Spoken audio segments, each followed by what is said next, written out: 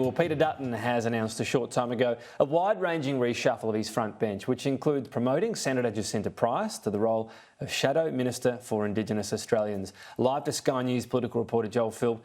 Joel, talk us through the new roles, who's in, who's out and who won't be there at the next election.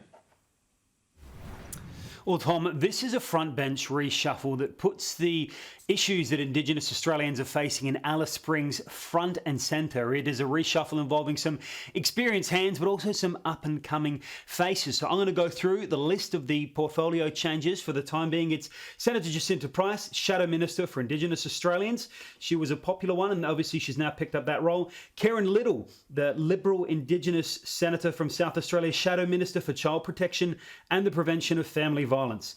Senator James Patterson, Shadow Minister for Home Affairs. That's one of the roles vacated by Kerryn Andrews, who's announced that she's quitting at the next election. Now, James Patterson has a long association with national security issues, sitting on the Parliamentary Joint Committee on Intelligence and Security. Michaelia Cash, the former Attorney General under the Morrison era, once again, the Shadow Attorney General. So what we've seen today, obviously, is a significant reshuffle that was anticipated because of the departure of Julie and Lisa, but then a bit more on top of that. So firstly, let's listen to Jacinta Price reacting to the news. I will continue to fight for our marginalised Australians going forward, and I'm very grateful again for the opportunity to do so within this portfolio. Jacinta Price is a country Liberal senator, which is a party that is more closely aligned with the Nationals than the Liberals. And this means that within the shadow cabinet now, the Nationals have a bigger percentage of those positions. In fact, bigger than was previously agreed upon under the coalition agreement. Now, Peter Dutton, when asked about this, says that he doesn't think that issues like the quotas of who gets what are an important thing for Australians at the moment.